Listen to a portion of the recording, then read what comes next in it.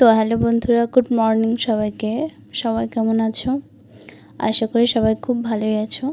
তো আজকে যে কলকা ডিজাইনটা আমি তোমাদের দেখাচ্ছি, এটা একটা পান পাতার ওপরে কলকা ডিজাইন বানাচ্ছি আমি। তো পুরো কলকা ডিজাইনটাই ড্রপ শেপে হচ্ছে। তো যেমন তোমরা দেখলে আমি একটা ফার্স্টে ড্রপ শেপ করে নিয়েছি। এরপরে নিচের সাইড দিক থেকে দুটো দুটো করে কমা স্ট্রোক দিয়ে দিয়েছি একে অপরের দিকে মুখ করে। এরপরে নেক্সট দু সাইডের থেকে আমি পাতা স্ট্রোক অ্যাড করে দিচ্ছি।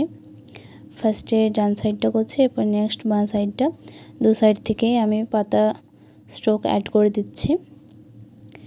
নিচেগুলো একটু বড় বড় আর যতটা উপরে যাবে তত ছোট ছোট হয়ে আসবে।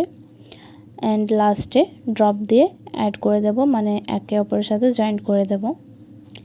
দেখতে পাচ্ছ আমি কিভাবে করছি। একদম ভীষণই একটা সহজ ডিজাইন, একদম ইজি একটা ডিজাইন।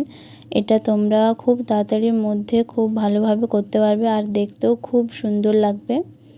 এরপরে নেক্সট চেরি স্ট্রোক দিয়ে দিয়েছি দুটো কমা স্ট্রোকের মাথার ওপর দিয়ে, আর নিচের সাইডে একটা পাতা স্ট্রোক করে দিচ্ছি যাতে নিচের সাইডটাও ভালো লাগে দেখতে।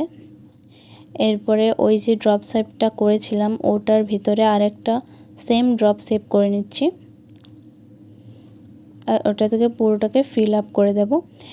তোমরা যদি এটা রেড কালার দিয়ে করো তাহলে খুব সুন্দর লাগবে। আমার রেড কালারটা শেষ হয়ে গেছে, সেই কারণে আমি হোয়াইট কালারটা দিয়েই করে দিচ্ছি।